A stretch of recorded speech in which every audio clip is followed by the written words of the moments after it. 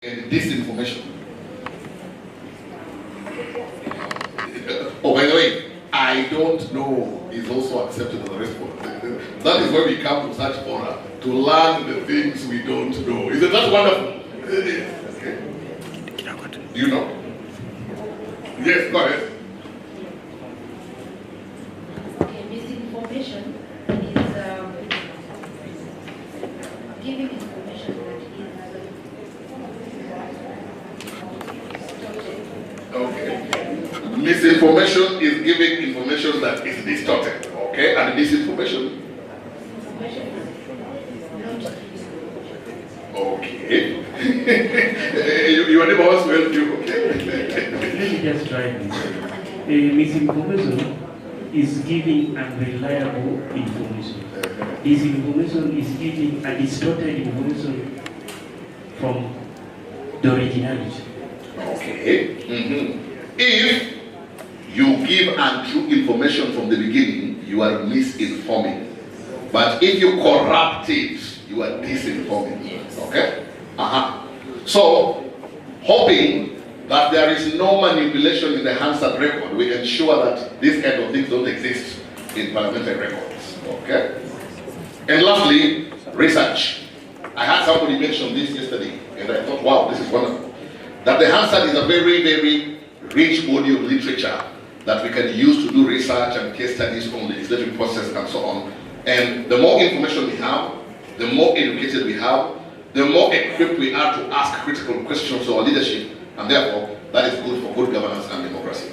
Now, I want to mention something, I want to give a caveat, that sometimes democracy does not necessarily translate to good governance. There are many countries that have democracy, but the governance is wanting.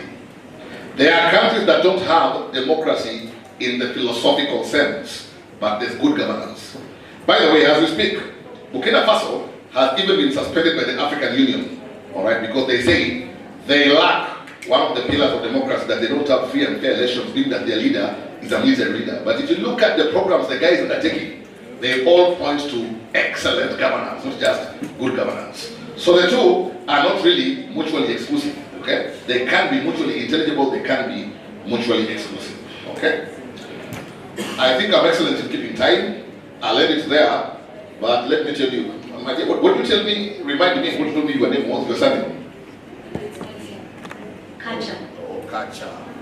Okay. Yes, Kacha. A true story about Kacha.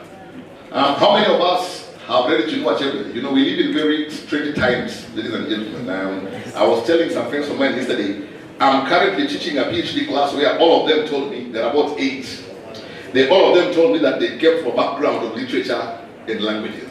And so I asked them if they read Shakespeare, and none of them has ever read anything in Shakespeare. They thought that was a serious misnomer. So just to punish them, I told them, I gave them a Shakespearean title, I told them to go read it. I cheated them that I'll make sure I'll bring something in the exam. But I just wanted them to go have the experience of reading Shakespeare. Okay? But, back to Africa.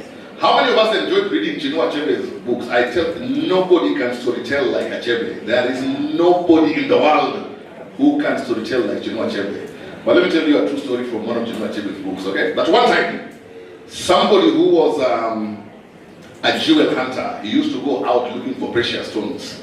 He came across a piece of gold. And he said, wow, after laboring for so many years, at last I'm going to be rich. So he brought it home and hid it somewhere in his house. One day he came back home and found the piece of gold was missing. So he looked for it, he looked for it, he looked for it. He couldn't find it, okay? But then he also noticed that there were so many rats in his house. So his wife suggested to him, could it be that one of the rats swallowed it? So the guy went and brought a rat catcher. When the rat catcher arrived in the house, the rat catcher noticed that the rats had divided themselves into 2 groups. There were about 7 rats in one corner of the house, and there was 1 rat in another corner. And the rat catcher simply drew his spear and speared the rat that was alone in one corner. And when they pierced the rat, it is the one that had swallowed the piece of gold. And so the jewel hunter asked the rat catcher, how did you know that that is the rat that had swallowed my piece of gold? And the jewel, the rat cutter told him simple. In Africa, when stupid men grow rich, they separate themselves from the rest of the group. Thank you very much. Dr. David disappointed. Another round of applause for him. I'm sure you sit with him at lunchtime. You know that you'll get another story. So we'll straight go to Dr. Philip Musi. Dr. Musi is a student of PhD, and the title doctor will look very nice on you, doctor. He's studying philosophy and he has a Master of Science in International Health Research Ethics. He has a strong background in and teaches critical thinking, philosophy, language, applied ethics, with emphasis on African context. He's welcome. I know the rest of the details we will know as he presents. Welcome with me, Dr. Musi.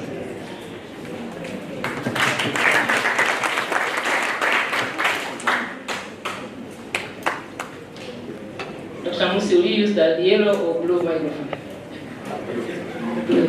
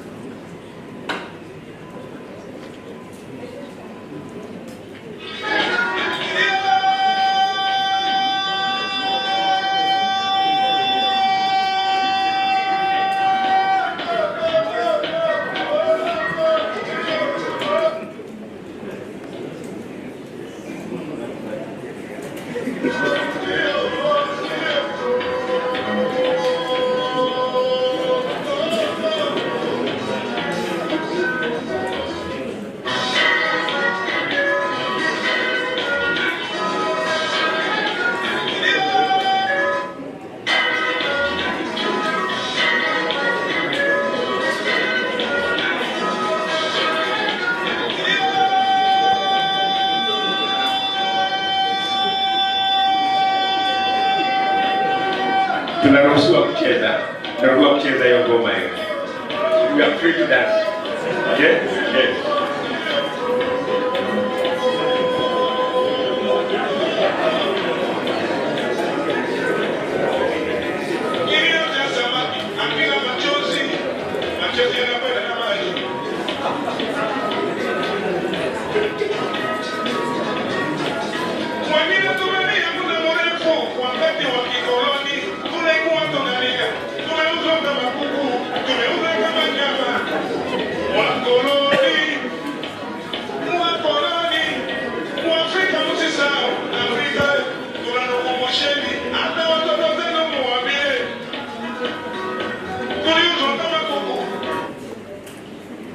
Amjambo. Wasilisho letu linaanzia pale. That's where we start our presentation because we are talking a bit of philosophy. Kilio cha samaki. You know, haya machozi ya samaki yanaenda wapi? Je, samaki hulia? Na kama analia anaishi majini. Machozi ni maji. Sasa haya maji yanaenda wapi? Kwa sababu gani tunauliza? Ni kwamba tunajua matatizo yetu, tuna majibu kwa yale matatizo, lakini tunashinda tukiulizana tu. We keep complaining every day. We know our problem, we have the solutions, we have the capacity, but we keep on complaining, and many times we are asking, where are we going to get help? Okay? So that forms the basis of our philosophical engagement with the Hansard. And we are saying that the Hansard, this time we have changed the definition a bit, is a social contract. The socialness in the sense that it's a contract between the governed and the governor. It's a contract between the governed and the representative, because that is where we want to find out how this person who is representing me engages with our issues, how he addresses them, how he contributes towards solving those issues. I hand over to Musi to continue. He is Pop Musi.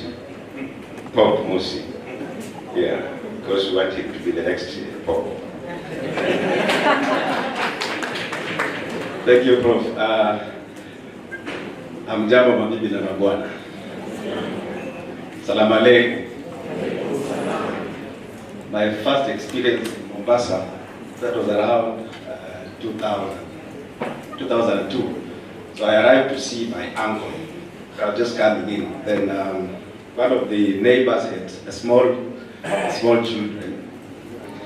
So curious, because we are just visitors, the kid came running. Shikamo, akanisalamia.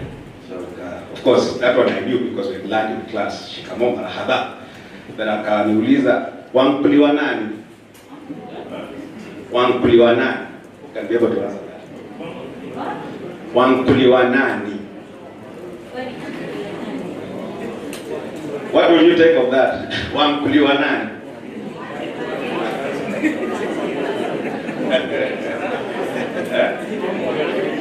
Wamkuliwa nani? Yeah, so you can see majority of us don't know wamkuliwa nani inamaanisha nini. It's simply unaitwa nani. Wamkuliwa nani? Wamkuliwa nani? So you see, it was a good, wanaitwa nani wabunya. So wamkuliwa nani? And that has marked my experience in Mombasa. So when we were having this paper with Prof, we were thinking,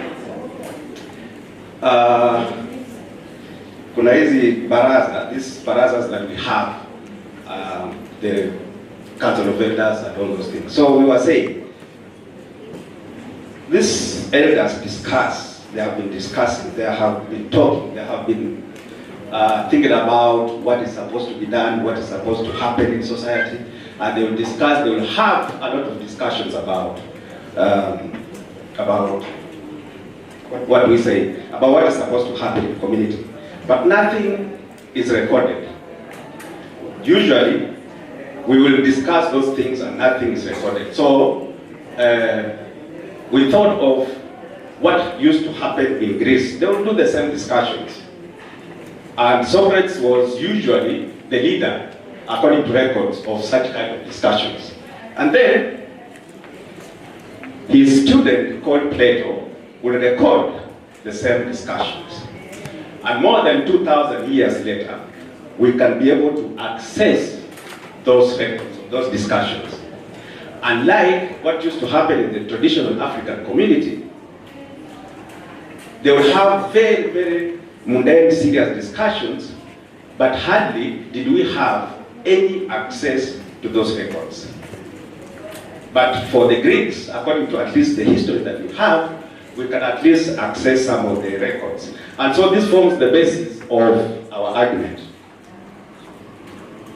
That the Greeks kind of like were the precursors of what we have in the Hansard. They kind of like,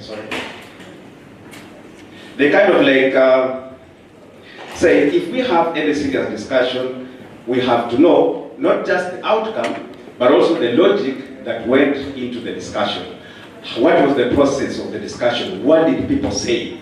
Dr. Boko was saying, sometimes you even have to capture the body language of how people are reacting. somebody was saying like loud consultations. People will say somebody was having some loud consultation. So, sorry.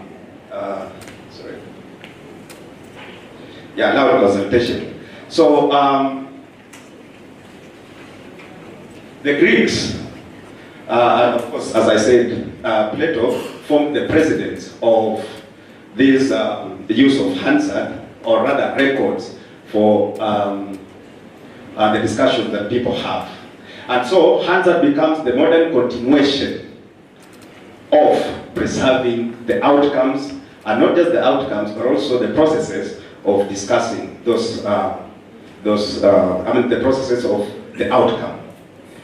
I will say the Hansard is a deliberative democracy where people will discuss what is needed to be done, but also that the process of the discussion is documented and it acts as a public forum. It acts as a public forum that documents the reasoning that goes behind, not just the outcome, makes the debate accessible to the citizens, and also enables voters to scrutinize how policies are shaped. So it's not just about the record that comes out of it, but also the process of doing that. As Prof earlier said, we say the Hansard is kind of like a social contract for the democratic practice. And we know the social contract, and those who have done any political philosophy or any political theory, the social contract theories, okay? We know Hobbes, John Locke, Rousseau, all those things. Well, I mean, all those people. The thing is, there can be no leadership or rulership if the people do not agree to be led. And they only agree by entering into a contract. Now, the nature of the contract differs from one community to another. There are those who totally surrender their rights, there are those who keep their rights, there are those who depending on whichever. But at the end of the day, how do you ensure that that contract is adhered to? Us, as the electorate, we know that through the Hansard. So that we know, as Dr. Anga said, the main duty of an MP is to legislate. And we know that through the Hansard.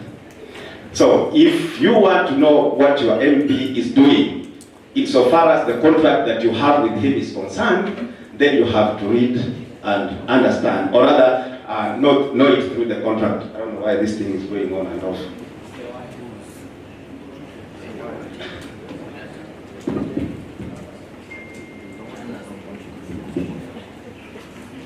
So the social contract that we have with the elected leaders, we know it and access it through the Hansard. Okay, and so the Hansard ensures, or rather promises, that you can be able to understand and follow some of the proceedings, or maybe all of the proceedings that go into how the MP exercises your contract with them.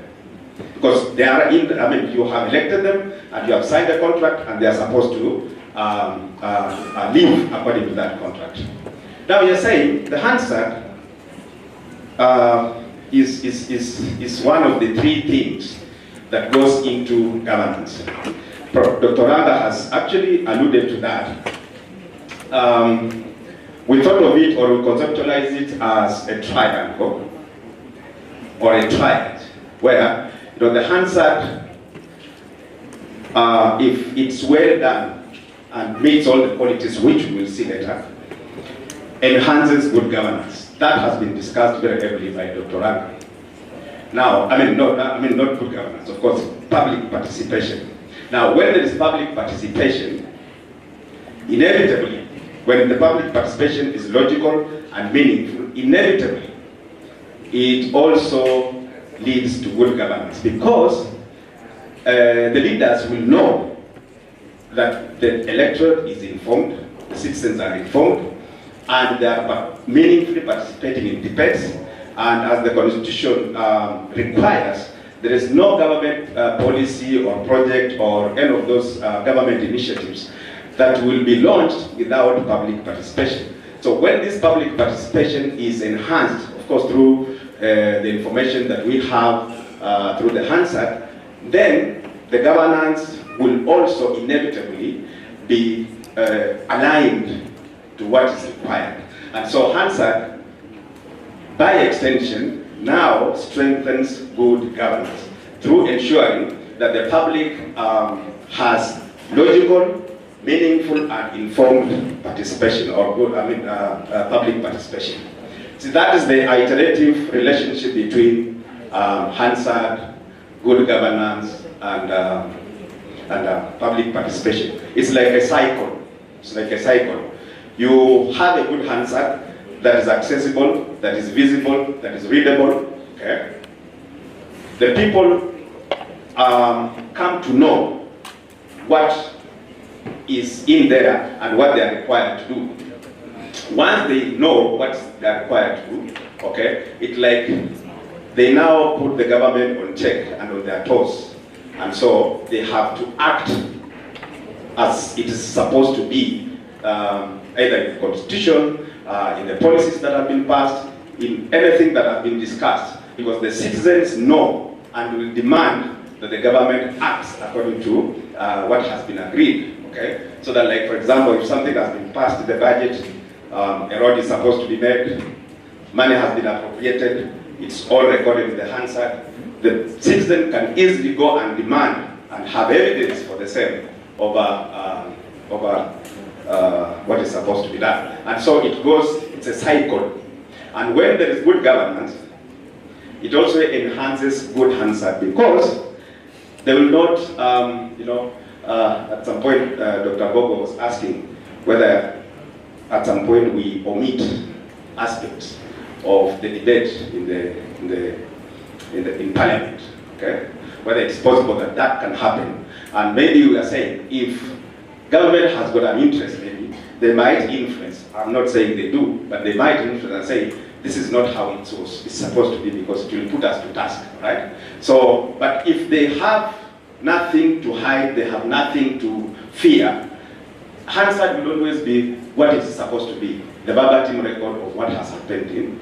And so, good governance will enhance good Hansard enhances participation or public participation. The public participation enhances good governance, and so the cycle always goes on like that. Okay?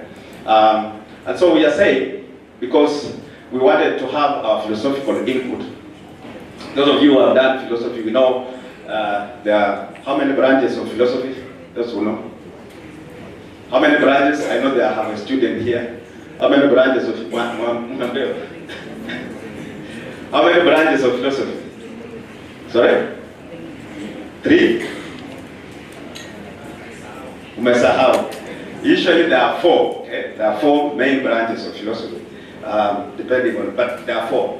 So we have metaphysics, logic, epistemology, and axiology. Now I'll not go into that. I'll just go 2 of them that are so relevant to us today in the discussion. One of them is epistemology. So we are saying the Hansard forms the epistemological basis of good governance. Epistemology is knowledge, just simply put, it's knowledge. So the Hansard gives the knowledge basis of good, public participation and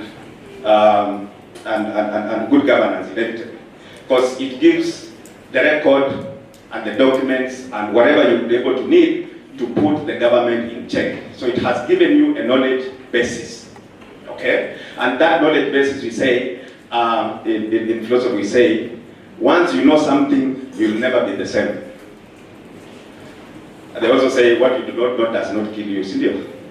So once you know, you'll not be the same. Either, of course, something will have changed. At least you'll have added something to your knowledge base. You don't know how you react emotionally, and so on and so forth. So you can never remain the same once you know.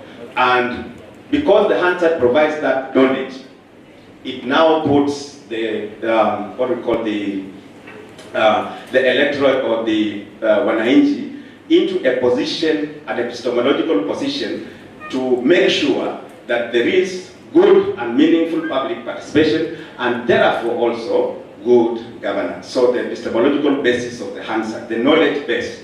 The second one is the ethical basis of the Hansard, or the ethical pillar of the Hansard, which, because there is a record of what has happened in Parliament, there is what we call accountability, a level of accountability that goes into what the Weshimiwa says. Because once a leader or an MP knows that he or she is being recorded, they will obviously want to behave themselves. What Bogo was saying, that sometimes when you meet them outside, or how they speak outside, it's not the same way how they behave and handle themselves inside Parliament or when they are in their chambers. So once they are there, they have to be logical, they have to be reasonable, they have to behave nicely. And so that's the ethical bit of it, that they now have to make sure that, because this will go into recording what they have said, what they have promised, what they have agreed to do. It now holds them accountable to behave according to that record, and so that gives the ethical basis of the Hansard. And of course, that is the slides about that. So in the Kenyan context, of course, that's what we have. But the debate that Prof started on the first day of linguistic inclusion, okay, we are multilingual, and so the argument was, why can't we also include other languages apart from English and Swahili into the process of the Hansard? But now the last bit, I don't know why it can be seen, is that, sorry.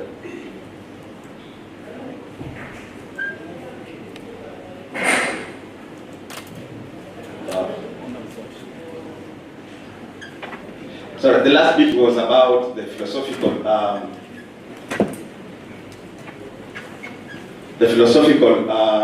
commitment, is that when you strengthen the Hansard, it is also at the same time strengthening the reasoning, the accountability, and the partnership that comes with the Hansard. Okay, so okay, that comes with the Hansard. So what are the politics? So what are the qualities of the Hansard that we were talking about? The first one is authenticity, okay? That is the record authentic. The belief that we have is that what comes through the Hansard is the authentic debate that happened in that session that the Hansard is reporting, okay? So authenticity. So once people realize that what is being presented to them in the Hansard is authentic, there is trust, and so they will be able to depend on it. The second one is accessibility. How accessible is the Hansard in this era of internet, okay? How accessible is the internet? Then thirdly is visibility. How visible is the internet? You remember during the US elections, okay? Anytime you opened Twitter, or X as they call it now, okay? Literally, Trump will be pushed to your face, right? Literally, pushed to your face. The first thing you meet, okay, when you open is that visibility of Trump during the election.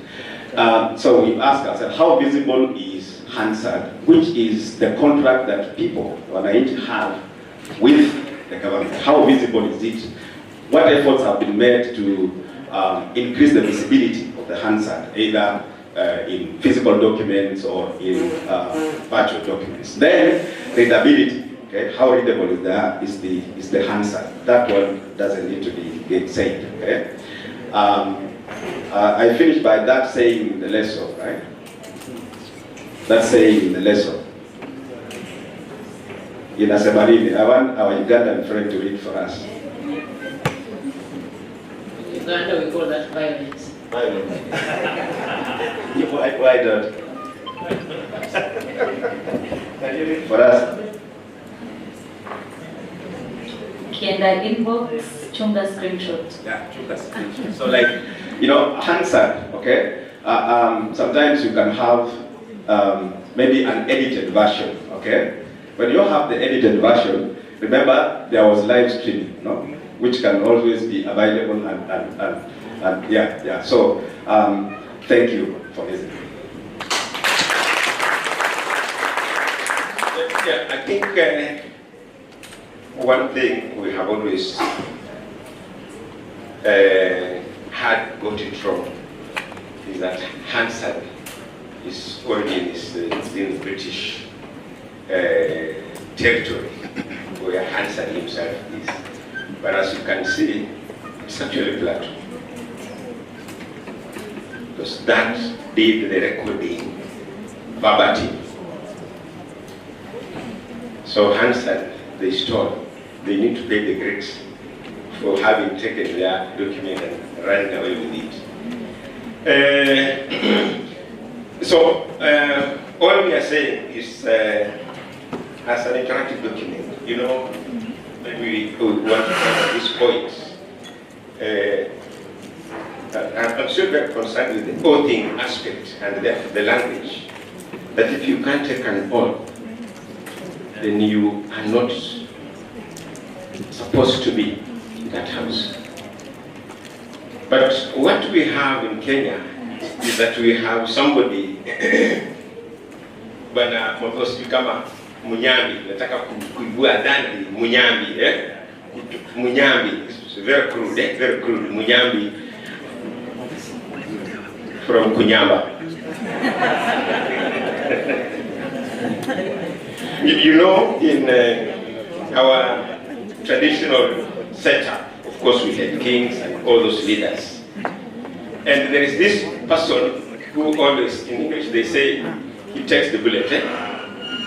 So, the king, by all means, is supposed to be very good. He's not supposed to do certain things. Some of the things he's not supposed to do, ni kunyamba.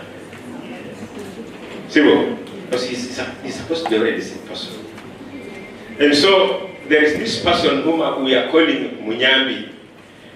Munyambi here, so when the king farts, this one takes responsibility for the king's farting. So say, and you know, he's also not supposed to, you know, he's supposed to appreciate, of course, the fact of the king must smell nice.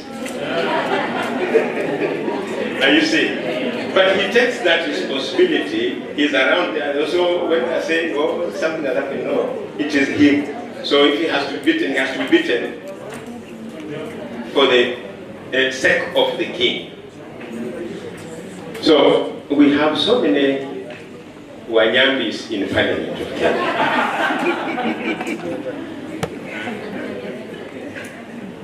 Because they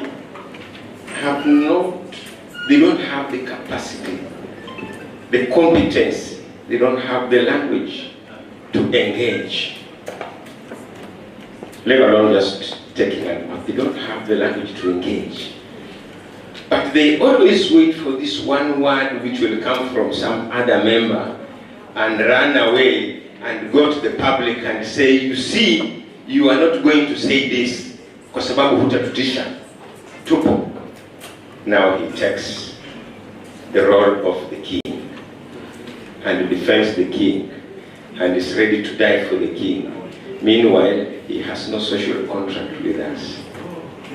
Thank you very much.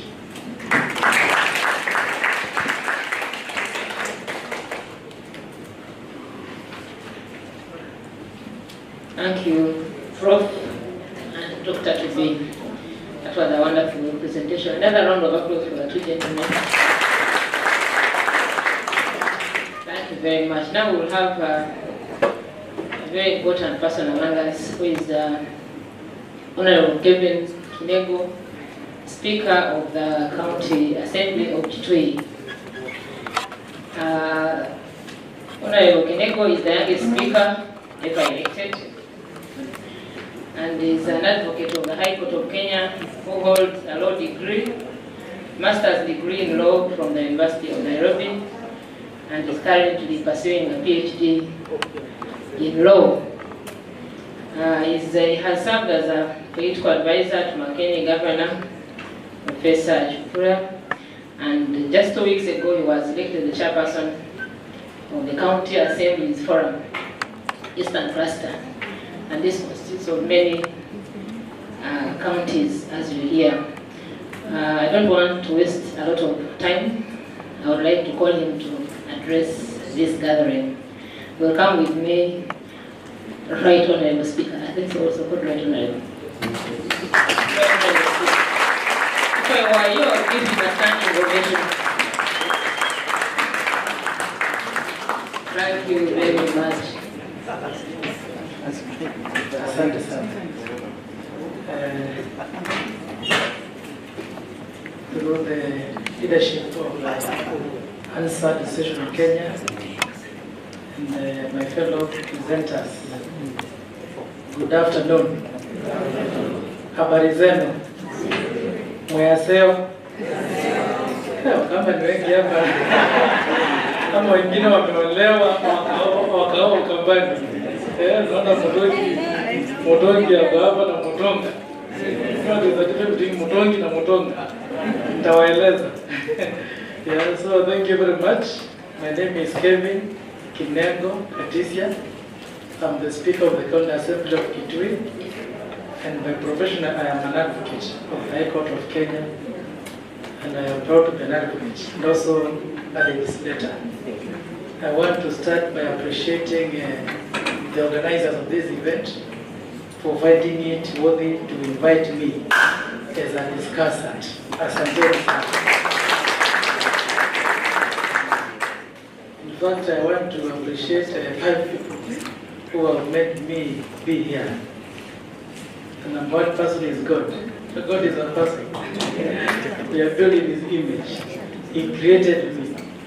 Yeah, and he influenced the second group of people of Kitui County. He influenced them to elect another category of people, the MCS. That is number 3. Yeah, all then voted for me. So I also appreciate myself for being here. Yeah, so I appreciate myself. I also appreciate my colleagues from Kitui County Assembly. That is the 5th category of the people who have made me be here, and they are there. Please stand up from Kitui County Assembly. We have Naurini Kadevu. She's the acting head of that department of Hansard. We have Alfred Malu. He's in the Hansard department. We have Alfred Malagi. He's a sergeant at arms, and we have Dennis Biso. He works in the office. He's my private secretary. I want to appreciate Dennis and Muremi. Muremi, najua mnafanya na yeye. Walinipeleka mbio sana nilikuja hapa. Sasa nasema Muremi ndio rafiki yangu. Akifanya kazi KTN. Na mimi nilikuwa PA wa Kalonzo. Tulifanya kazi nzuri. Tulitembea Kenya mzima in 2017. Huyu Muremi huyo. Huyu Muremi huyo. So you have a very successful person. Yeah, I have a written script, but I will not read it. I want to appreciate my colleagues, Noreen and Alfred, for preparing it. Asanteni sana for preparing the script. Yeah, I know what is written here. You have that knowledge. But I think we needed a politician so that I can share the experience from the other side. Sini ukweli? Hamtaki niongee ile maneno Professor Robert Oduori ameongea ama Dr. Oranga, ama Bwana Philip Musi, ama Abdul Majid, ama wale watu wameongea before me. Hiyo si mnajua. Mimi nataka kufocus hapo kwa social contract. Hiyo professor amesema. Na pia ni focus kwa hiyo triangle yako Bwana Musi. Hansard, public participation, good governance. Na pia Dr. Oranga ameongea kuhusu the elements of ensuring that there is good governance. The element of transparency, the element of accountability. All those elements. Equity, equality. Everybody has their own definition of equity and equality. Everybody. They have their own definition. But among all is what Mutongi mentioned. Article 1. Sovereignty of the people. We are all here to serve our people. We must be accountable to our people. We must be transparent. That social contract must be there we must respect that social contract. I want to start by saying that a legislative body, whether it is a county assembly of Kitui, and I am happy to learn that we have the 3 county assemblies represented as intended standard. Yeah, I know the National Assembly is here, the Senate is here, Yala, Winnie Mandela, that lady there, tumejuana. I know we have Uganda, Parliament, Ghana, Malawi, which other? Tanzania. Nimesikia August kutakuwa na conference Ghana. Nimeambia my colleague Alfred anikumbushe ni mtume hapa nikuje. Kama nimekumbusha. Yeah, so hiyo maneno. I want to appreciate all of you. I have been informed that you are yet to be fully registered. Yeah, na nimesikia hiyo amongeangi sana. Lakini mimi naweza nikaongea kidogo. Yeah. But even as we push for, of course, the registration, I know in Parliament, kuna hii colloquium of legal counsels in Parliament. I don't know whether it is registered. I was there, it is registered. Then why can this one of Hansard not be registered? That discussion, Mr. President, your discussion is maana sana. In fact, as a county assembly forum, where I am lucky to serve, we shall push for it among the county assemblies. Yeah? We shall push for it. So that we recognize the Hansard department. Actually, in many county assemblies, state goes to Parliament, in many county assemblies, the Hansard department has been neglected. Even when people don't appreciate the importance of the Hansard department. For example, how do you want to record? In fact, they are feared. Ukiona mtu anza unakipetaki, wewe sikutaki hapa, you will record me. What are you fearing? What would like to recorded? And in many sessions, actually, the unfortunate part is that many decisions which are made by the legislative bodies are not kept unanswered. Utasikia tu, and then kwanza tutawaita. Wanaongea, then you are just called to be given the outcome. And I think there's somebody who spoke about it, I think it's Dr. Rana, that Hansard helps our people to appreciate how the law, yeah, how the law, the context, yeah, in which the law was passed.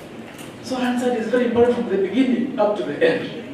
Yeah, and I think it's a thing which, that culture must be there in our parliaments. That culture must be there.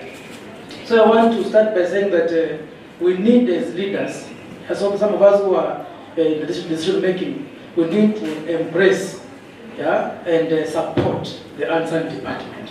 It is a very important department so that we enhance that social contract which we have with our people. In a parliamentary body, staff should never distance themselves from the political side of that particular parliamentary body.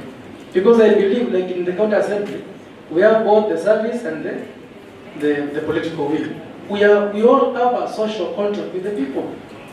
So sheria ambayo ikitungwa, useme mimi ni mfanyakazi, si mimi ni hao MP, ama ni hao MCA, ama ni hao senators. Hapana, you are also part of it. In fact, you have a stronger and more important social contract with the people. Most of you, I'm sure, those bodies employing you, like in the county assembly, we have the county assembly service board. The some MCAs or will speak up, they are politicians. There are two members from the public who are there to form the council, and they are the ones who have employed you. They have employed you kwa niaba ya wananchi. Si ndio kweli? So you have a social contract with the people. So we say mimi ni mfanyikazi tu, mimi there's nothing I can do which can influence anything. Hapana. In fact, wafanyikazi ndio wako na ile responsibility kubwa, yeah, kuliko hata wanasiasa. So that social contract, now it is upon you, the staff, to assist us, the politicians, so that we ensure that the governed are properly governed by the governors.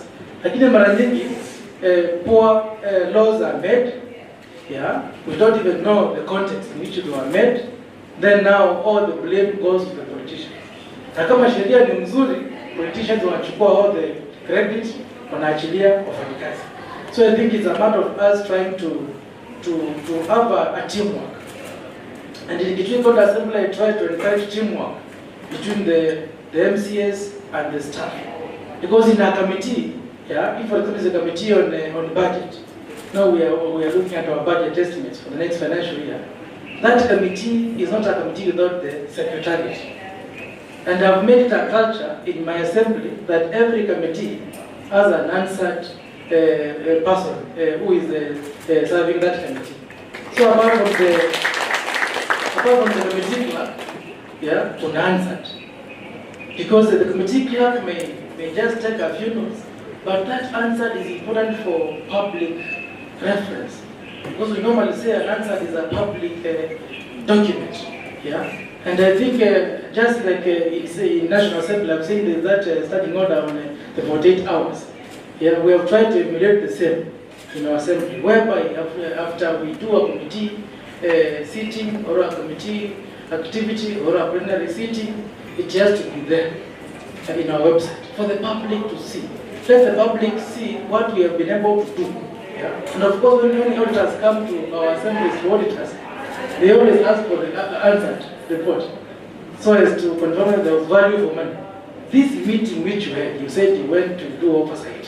And actually in oversight activities, we always have the Hansard officers there. Even as we do those oversight, we want to listen to the people, what they were saying. Yeah? So I think all parliamentary bodies should enhance the Hansard system and ensure that we have an efficient department for future reference, and also to ensure that we can track, yeah, where we are coming from, where we are, and where we are going. So I think it's a challenge to all of us. Yeah, it's a challenge to all of us. We may not want to be yeah, people to look at us what we are doing. Yeah, when you are told an MP is always sleeping in the parliament, and when he goes to the ground and anasema nilitunga hii sheria, nilifanya hivi, na in the real sense that hainagi bunge. Yeah. So I know many parliamentarians may not want an efficient Hansard system, but I think our people want it. So it's upon you in a very quiet manner to ensure that the department is efficient and the department is able to help us legislate, represent our people, and oversight. So in a nutshell, I want to applaud you. I want to applaud you for this association. It's a very good association. I'm sure you're able to share challenges, share experiences, and try to motivate each other. And I think that is the way to go. And in my opinion, maybe you need to think about having a uniform way of doing your recordings. A very uniform way. Kusikuwe kuna system ya Kitui, kuna ingine ya National Assembly, kuna ingine ya Kajiado, ingine ya Trans Nzoia, maybe ziko tofauti. But when we make it uniform, I think I want to challenge the leaders, Mr. President, and your team. Mutusaidie. In the National Assembly, the Senate need your big brothers and sisters. Help us at the county level so that we have a uniform way of doing the Hansard recording in our assemblies. I know digital is catching up with us. Majid, I think hiyo mambo ya artificial intelligence, yeah, we can't avoid it. But as Dr. Oranga said, pia tusahau the human factor. Wajua tunakuwa tumeenda too much into technology, tunasahau kwamba that technology, yeah, may have some challenges. Na pia imetangazwa na mtu. Maybe hiyo AI haita capture vizuri Kiswahili ama accent. Wajua where we come from in Ukambani, nikiongea unajua ni Mkamba. Hata nikifanya ongea unajua ni Mkamba. Hata Mutonga alipokea. Na Mutongi wengine hawa ni Wakamba. Maybe hiyo software yes capture vizuri our accent. And as my brother here, I think ametoka kama sisi leo ni Marsabit, Garissa, yeah, but amesema inakuwa si rahisi. So I think now, as Mutongi said, now even if you use the answer that AI, yeah, you can become now an editor. the human factor comes in as an editor. Unaipitia, unaconfirm kila kitu iko sawa, lakini si because you are trying to beat deadline, unaicopy paste as it is. Alafu unaipatia wananchi. You see, you may misinform people, not even disinform. And I want to appreciate for that clarification. Yeah, by Lorna and the other gentleman. Yeah, you know, you may misinform. Because umeandika vitu zako hapo, so you misinform the people. And people may make decisions based on the wrong information. So I think it's better that with the human factor in the arts and department is enhanced. And of course the human factor number one, yeah, ni staffing. Unapata in the arts and department, manake hawa tu ni watu wa record. Unapata tu ni watu wawili watatu. Yeah, like in my assembly, I think we have 5. And when I consulted the colleagues in that department, we need to be at least 8, so that we can do a better job.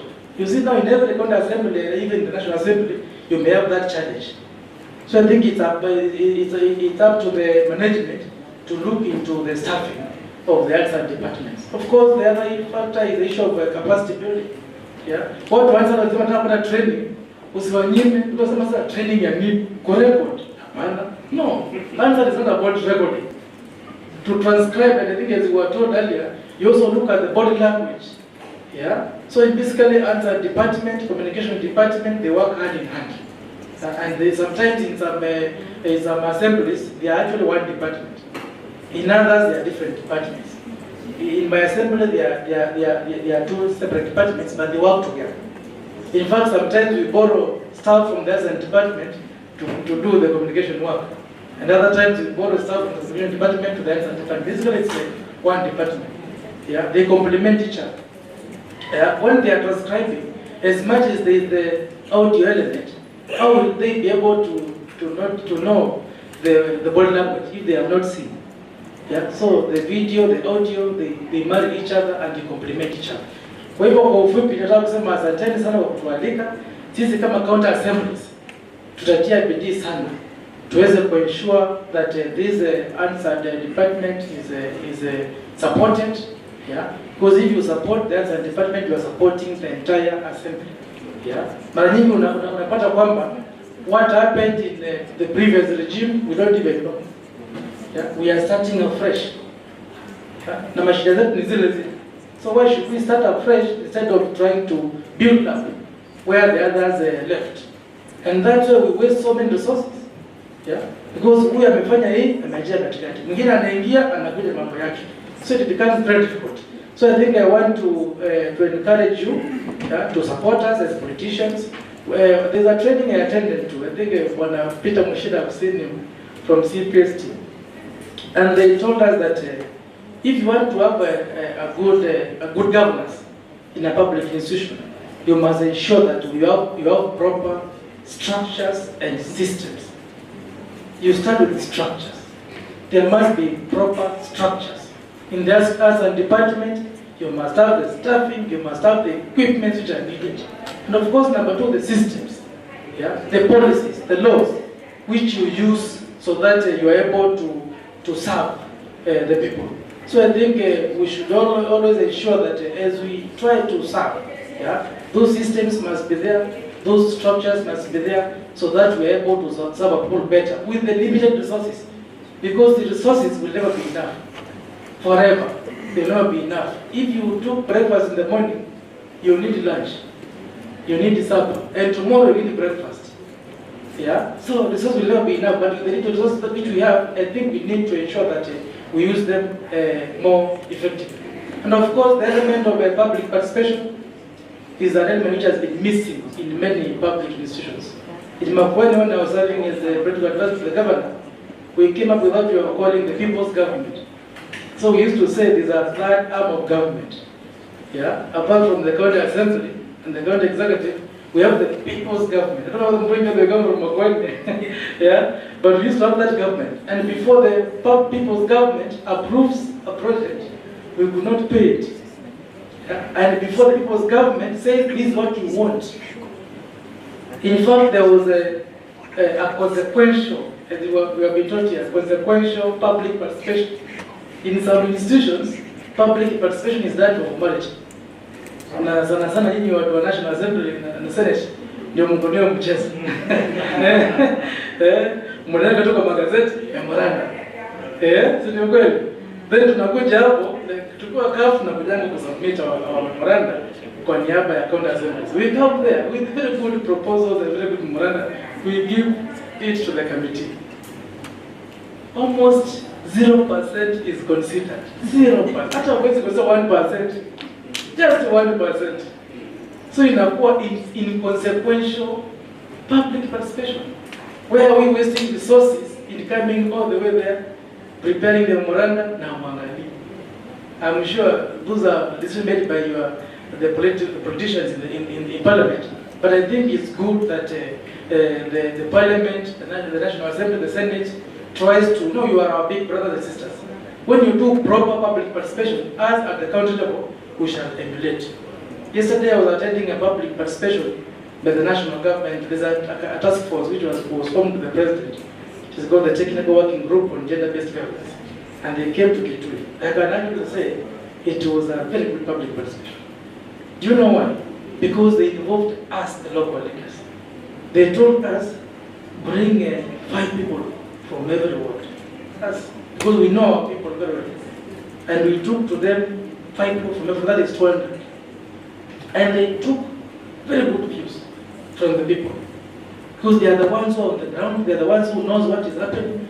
But when you want to make a law, and you are saying bring a memoranda, submit to the email, then that email may be, like in the case of the impeachment of the deputy president then, unasikia email imekwama, hata emails na bounce. Sasa hizo umepeana time kidogo ya kuchukua views. Is that a consequential public participation?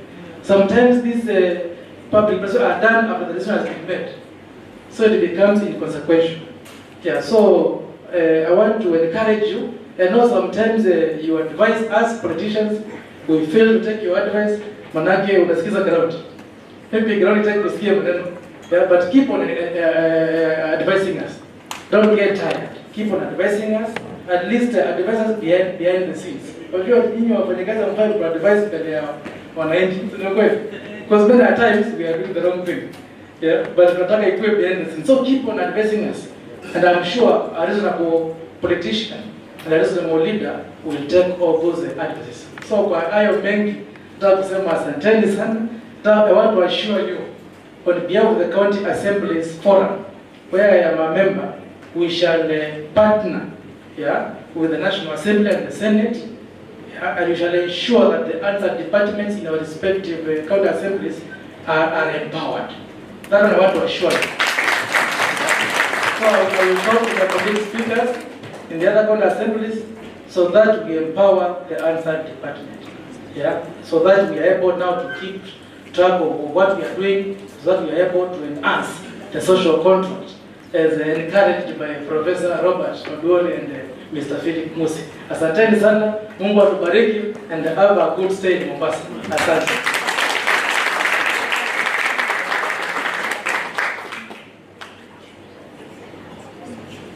Thank you, Mr. Speaker. Another round of applause for him. That was a very good one. Now, in the next 15 minutes, I would like to call upon the following delegates so that we have a brief discussion comprising of all that we have covered in the morning. Each one of you will have 2 to 1.5 minutes. So we'll have a delegate from Ghana. Please join Mr. Speaker over there. We have a delegate from Siaya County Assembly. Siaya County Assembly. And we have, I don't see people coming up. We have Mr. David Nyangacha. We have a delegate from Kwale County Assembly. We have Mr. President. This is how we are going to have it. You will have just 1 or 2 minutes generally to share about the topics we've had since morning. Would you like us to start with the staff? Who would like to go first? Maybe we go in the order that they are seated. Is there a microphone? Oh. Do you have any volunteer, or I use my powers to pick on any? I can add more.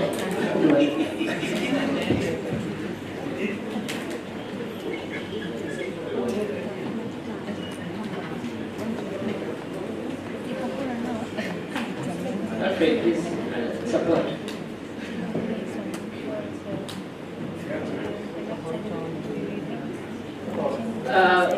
Mandela, where?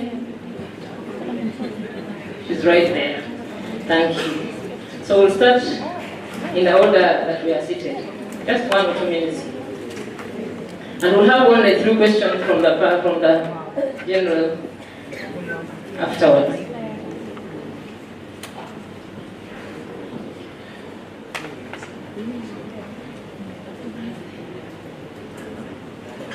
Okay, good afternoon. My name is Clyde Amiani from the Eagle County Assembly. Maybe I can just make a comment about the topic we had about AI. That topic was of great interest to me. From the way it was demonstrated there, it's going to make work quite easy for the Hansard reporters.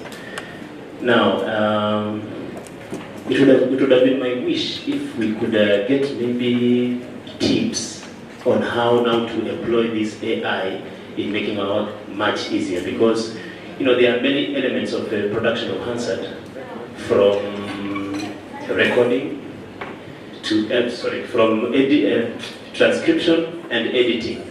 So for the part of editing, what I only heard is about transcription. I would have loved to know if there was anything to do with editing, if there is maybe an AI program that can help with editing, especially for the Kiswahili demonstration we were showing there. But I really appreciate having attended this conference, because now I was very green when it comes to matters to do with AI. I have learned that there is AI that can make our work much easier. It has been a good experience, and I hope to catch more from this conference. Thank you.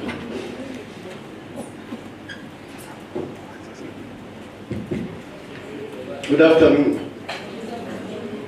My name is Jenga Njuguna. I'm the Director for Governance and Accountability in the Senate.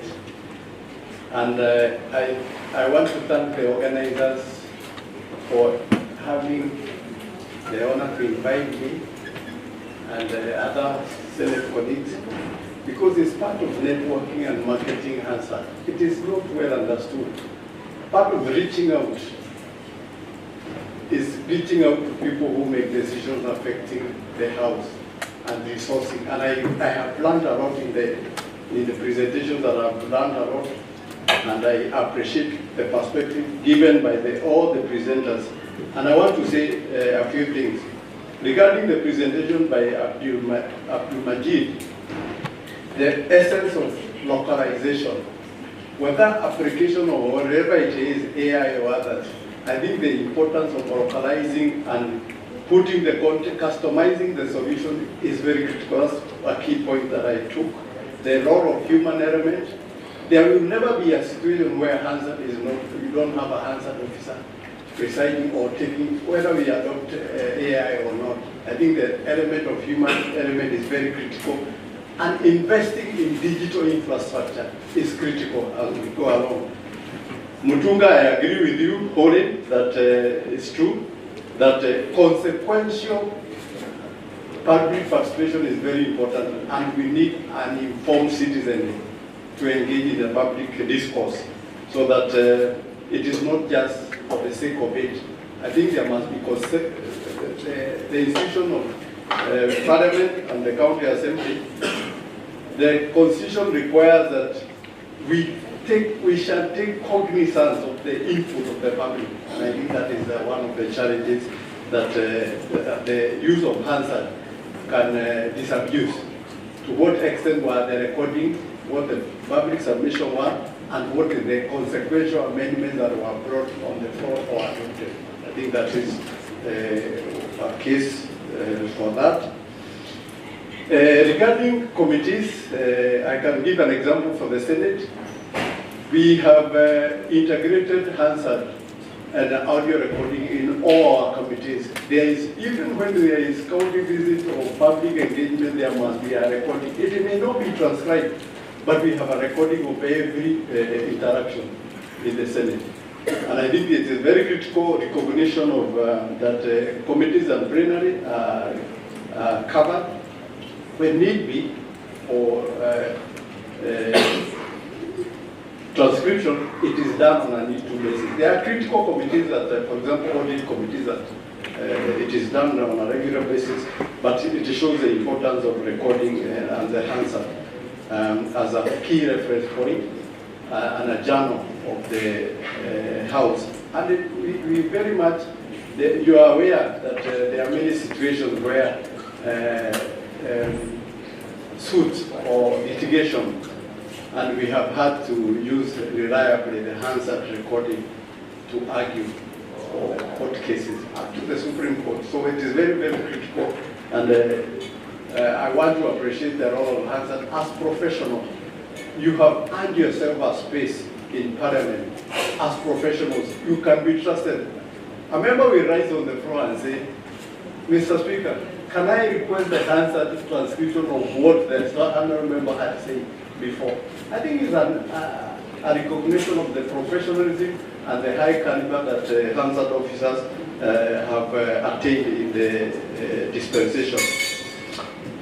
Moving on, I don't want to say much. I think I have borrowed from Dr. Oranga's controversial amendment, the issue of social media ambassadors versus influencers. I think Hansard, it is not so much about influencing, social media influencing in the sense. I think it's about transmitting the truth, the facts, what has been recorded. And it is assumed that there is a civic awareness among the people who elect leaders to the legislature, that people make informed choices as they vote, so that whatever consequential amendments are sought about, the representative of the people speak on behalf of the people through delegated power. So when we cast the vote, it's a very, very important and has a consequential effect on the government. I see my time is up. But as I wind up, there could be many things, but because of sake of information, Hansard is a tool for transparency and governance and accountability. There is no doubt about it, I think.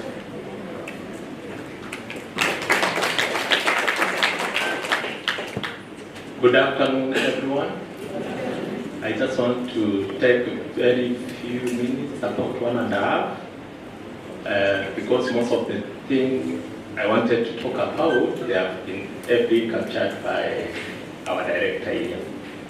I am David Nyangacha, Principal Hansard Editor and Head of Hansard Plenary Services.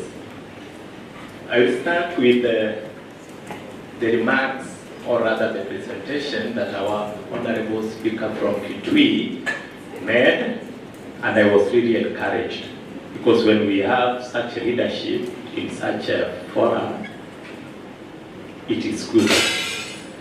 He committed himself to supporting the Hansard team in that county assembly. I am glad to hear that. In fact, when we hear such good words, or rather message coming from the top of the Kitui County Assembly, we say Amen. And maybe going forward, I just want to encourage the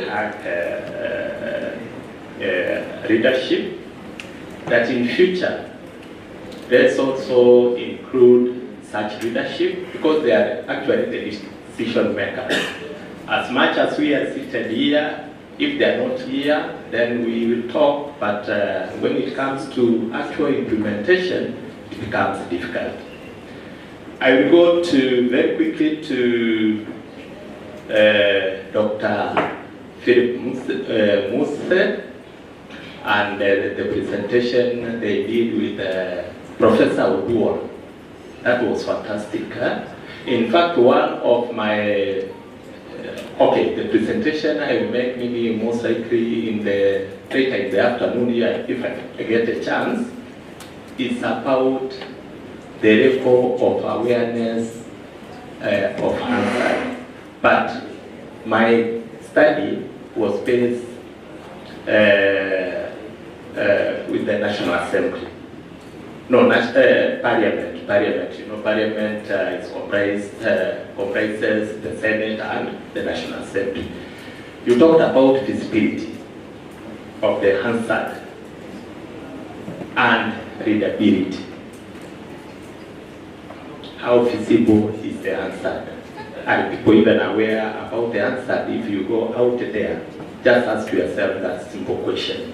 How many people can know the Hansard and can interact with it? Very, very few. Therefore, as much as we want we produce good reports, accurate, that aid in good governance and even transparency, that feasibility element is lacking. Then on AI, to wind up, there's no way that the human component can miss from, even if we embrace this technology fully. No. In fact, if AI does the transcription, then the editing, at the editing level, will require very many readers and editors. Thank you. Good afternoon. I am Tobias Oweje from Seya County Assembly, Deputy Hansard Editor. I want to join the rest in recapping what has been done in the morning. I want to give a suggestion that because the county assemblies have largely settled, we don't have to fight for our space. We only need to mainstream what we do, so let people know our work in the assembly. Hansard production is largely transactional, as in we depend on the business in the house. It is that business that gives us our work. So if there is no business, we are largely invisible. But once we do them, I want to share an experience from our assembly that we are supposed to make Hansard accessible. But there are some bureaucracy that exists. For one, I think it was last year, we realized that so many people were posting a lot in our website. So the management decided that for anything to be uploaded in the website, Hansard reports inclusive, the county assembly clerk, the CEO, must approve. So there is that bureaucracy. I have to take the records to the assembly clerk, whether the person was in the plenary or not in the plenary, for them to approve. And again, we don't upload on our website directly. We give it to the communications guys to upload it. So I think we are doing some injustice by not uploading our Hansard reports on time. Another observation I want to disabuse is one of us said they embrace the use of AI, but largely chini ya maji. I think this is our work, and any tool that is at our disposal, we should take advantage of them and harness. So, as Majid says, we domesticate and see what works for us. Thank you. Good afternoon. My name is Winnie Mandela. I am a Hansard reporter with the East Africa Legislative Assembly. I am sure you are interested in knowing what we do at the regional assembly. So in a department that is 3 people based and 2 people, let me just say 2 people are currently working and responsible for the production of Hansard for the community. So you might wonder, how do we do it? Yet in your assembly, had somebody say that there are 5. That is such a big number. We are only 2. but yet we get the Hansard done. You might ask how? Embracing AI. So whoever said that they are doing it chinyamaji, no, you shouldn't do it chinyamaji. You should embrace it because it makes your work, it makes the impossible possible. So, and currently with the summit resolution, the heads of summit recently adopted 3 languages. English, currently we are based on English, but with the introduction of Kiswahili and French as languages of the community, we are going to embrace AI more to make our work easier and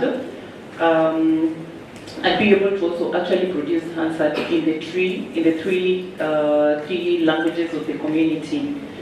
And in light of the liquidity issues that the community is facing, we cannot afford to employ more people at the moment.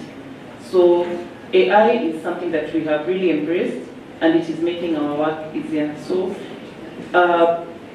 investing on digital infrastructure is key for us because that is what will make the production of the Hansard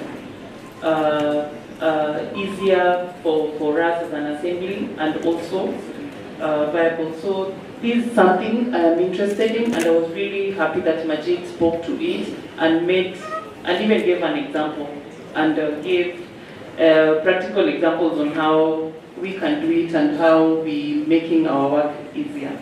So, yes, thank you.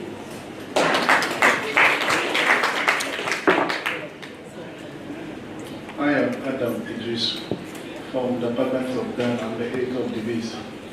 So yes, I'm just more in our parliament. All the procedural offices, we call them offices. We don't call them departments. So the non-procedural offices, they are called directors. But we don't call procedural offices. That's the clerks and Hansard. We don't call them directors. So our director is principal assistant clerk is a director, and a leader of debates is also a director. And we don't call them departments, we call them offices. That's something I just want to share. And then on misinformation and disinformation, the role of Hansard, I just want to indicate that just as any other parliament, whatever is said, whatever the Hansard produces is final. You may have a video or audio recording that may contradict what is in the Hansard, but what is in the Hansard is final. And beyond that, when it comes to Hansard and pillars of good governance, I want to share 2 quick things. The Hansard is used, as we all know, in interpreting laws. And in Ghana, it is even elevated in the sense that we have what we call the Interpretation Act of Ghana. It indicates in our Interpretation Act of 2009, Act 720, that Section 10, I think Section 10 to be, that when it comes to interpreting, the court may use the Hansard, may rely on official report for purposes of interpretation. So that's the level at which the Hansard is elevated. There was an act that Parliament passed, which has to do with the use of cannabis, which was marijuana, so for medicinal purposes. And then they added a part that you could cultivate it, and then you could cultivate it. Then somebody went to the Supreme Court and indicated that it will lead to social chaos if people are allowed to cultivate marijuana unregulated, and that it was not something that was debated by Parliament. It was just mentioned and they said, yeah, and that was it. The Supreme Court called for a Hansard, and really what happened was that they discussed at the committee level. They did not discuss it on the floor. So the Supreme Court struck out that part that indicated that you could cultivate cannabis. So the Hansard was used against the work of Parliament. Then I want to end by, I know my time is up, I want to end by thanking Mr. Speaker for not only coming here, but for also advocating for the cause of Hansard. It was really heartwarming, and I wish we have many more of you. I'm really grateful, Mr. Speaker.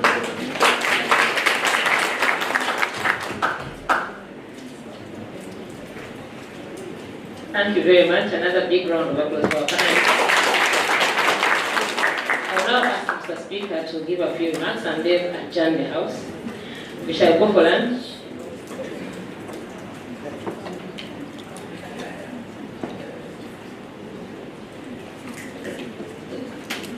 Let's do that after lunch. Let's block that. So, government and opposition, please consult.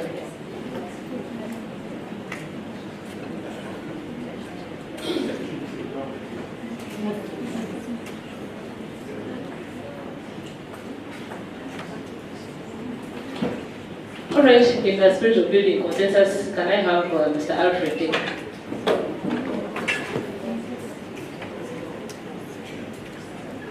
All right, we'll have one from this side, preferably a gentleman and a lady from this side. And then Mr. Speaker will adjourn the House. All right, Doctor. Yeah, thank you. I just want to ask an annoying question to my philosopher friends. It's annoying because, it's just a philosophy question. That's why it's annoying. But it has implications in terms of how serious we. So because you're talking of the social contract, I remember my classes with Akin Midu. At least you remember Akin Midu, Philip, about Thomas Hobbes and so on.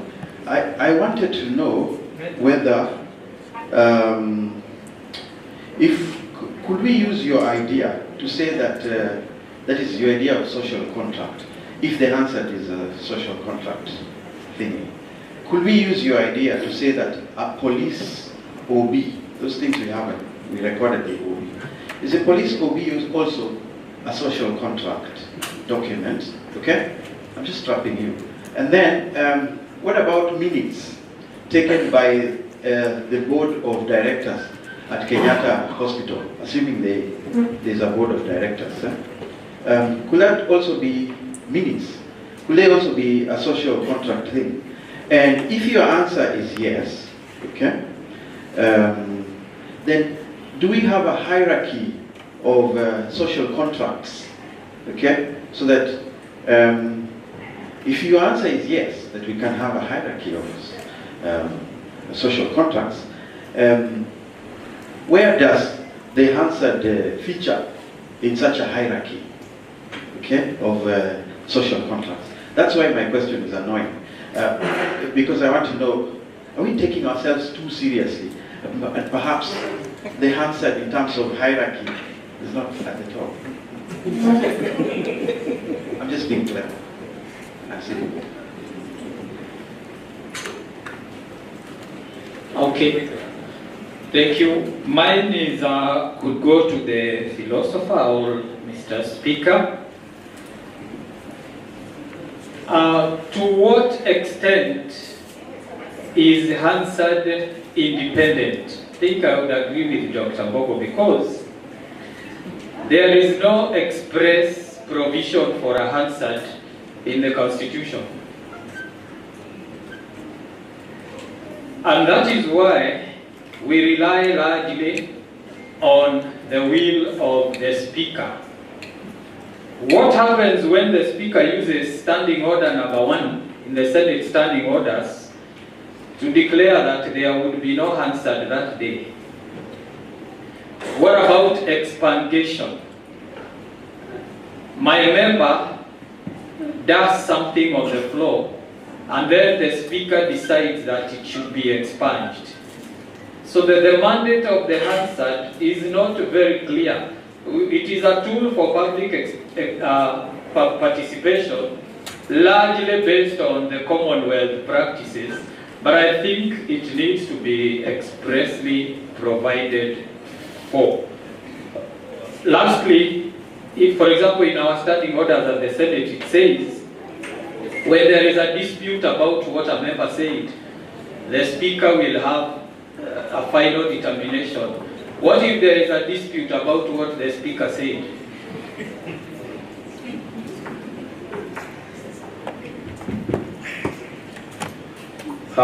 Thank you very much. The last one is from me.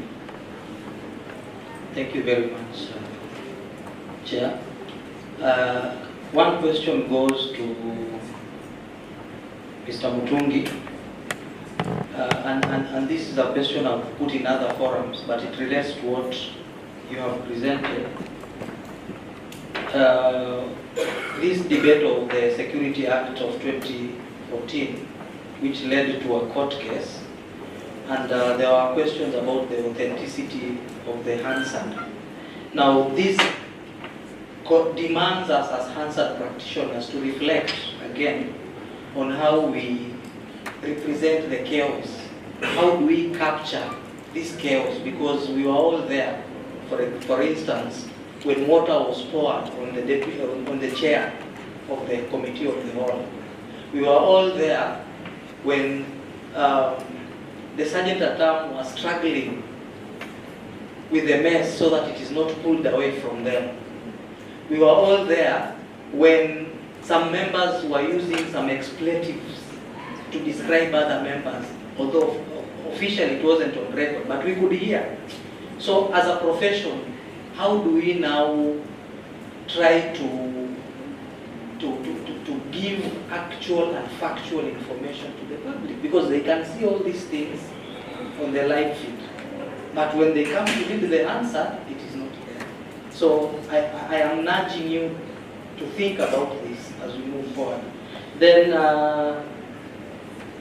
moving on to Professor Uduori and Mr. Muse's presentation, I was just curious. Is kunyamba Kiswahili? Because I've always known it's kushuta. I'm sorry if I am causing some problems, because we are just heading to lunch. And then finally, just the last one, sorry. This goes to Mr. Miani of Vihiga. You see, when you talk about AI, I think it is very, very, very good for us at the transcription stage. The moment you want to push it to the editorial stage, you want to fire yourself. We have insisted here that even Professor Brand has said it, and many other speakers have repeated this, the human factor. So now ukisema wewe utapatia AI edit, what is your work? And then, will the AI even be able to capture the nuances, the context, and all these other shenanigans, like Wamunyoro? How will Wamunyoro be put in by AI, for instance, and many other local terms? So please, don't use AI for editing. I discourage that. Personally, I use it, but for certain things only. But I don't like using AI for editing. Thank you very much.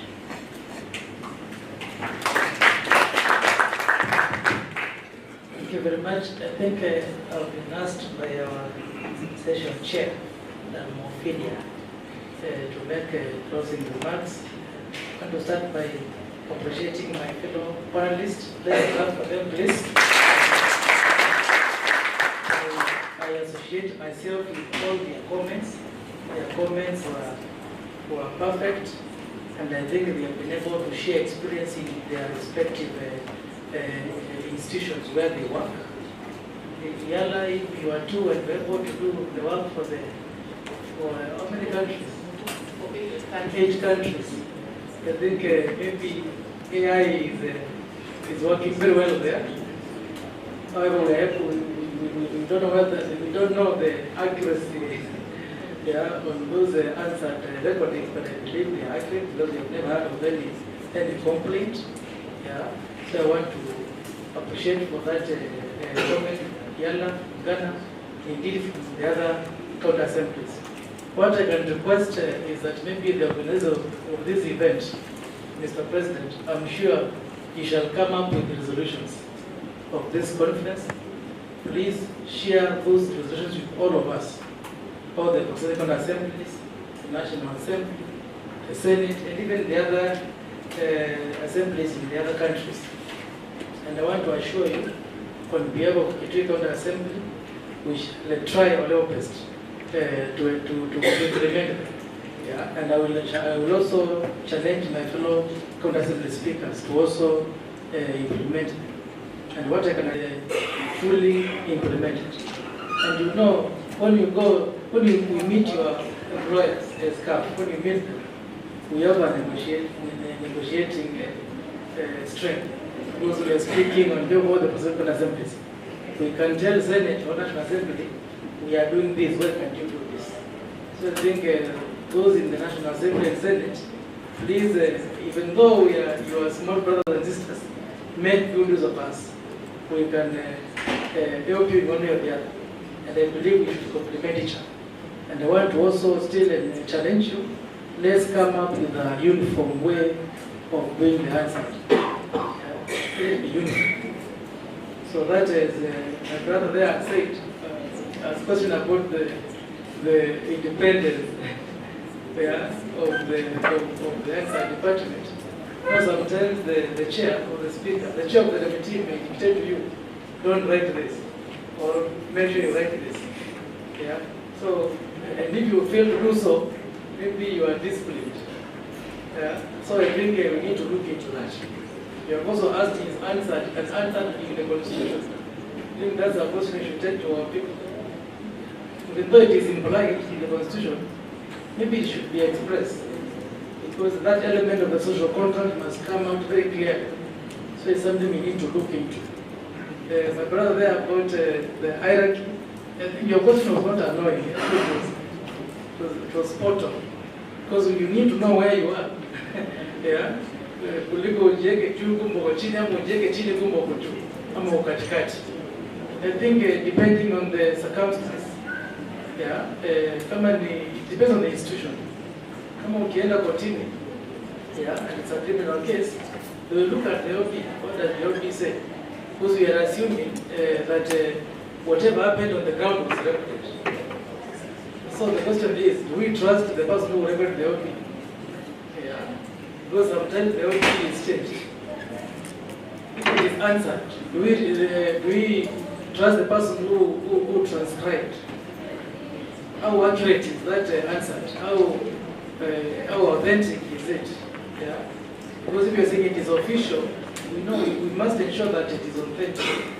If it is the minutes in a meeting, because in a committee meeting, I'm sure there are both minutes and also the answer. And I'm sure in many assemblies, you don't have answer in the committee sitting. Maybe that's something we should be done. Yeah. Yeah. Many county assemblies don't have that. So I think it's something that we need to look into. Yeah. So in summary, I think as far as the legislative bodies are concerned, answer should be the top list in the hierarchy. Yeah. Because what else are you doing? How do we prove that there was value for money of what you did? Maybe you met, you can pick a story. Actually, in many committee sittings, the most important agenda is usually communication from the chair. Maybe there will be no other agenda. Let's get to prayer, apology, communication from the chair. This is again. Then the meeting has ended, and the committee sitting allowance is paid. Kama mmekuja kuishi Mombasa, mnalipwa, meeting inaisha. What is value? Is there value for money to our people? Because we are all using public resources. So it's a matter of trying to push collectively, yeah, so that the Hansard department is asked. So I want to appreciate you very much, and I know above all you need to look into the welfare of each other. I know this body has been really supportive to you members. Yeah, I want to appreciate you. There's a time we lost a colleague who was the head of Hansard. I want to appreciate because Resian, the organization, she came all the way. Yeah, during the burial, and I want to appreciate. You know, that actually made me feel that's why I was actually obliged to attend this meeting. Because I said if you want one of you can come all the way, yeah, atusaidie kusitikisha mwenzetu. Sipendi hii ni bodi ambayo ina value wafanyakazi members wao. So Madam Dilai, asante sana. Wewe umefanya nikuje hapa. Mungu akubariki. Actually my member Alfred nimesikia ameniambia ndio rep wa Eastern Cluster. Yeah, comprising of Machakos, Magwani, Kitui and Kajiado. So I think take it tunajikaza. Yeah, so I think so far so good. We shall fully support you. Yeah, and please also support us as politicians. Yeah, so wacha nifikie hapo. Endelea kuongea vizuri na Mutonga na wale wengine kutoka Kitui ndio nilete Senate tufanye kazi na nini. So hili ni kitu kingine. Naona Mutonga nyuma ya tent. Ndio tuweze kuongea vizuri. So kwa hayo mengi, I think I don't think I have the power, Madam Vivi. I don't have the power to during this meeting. I want to hand over back to you. Wewe ndio una nguvu zote. Ndio uweze kuendelea. Asanteni sana kwa kubariki. What an honor to be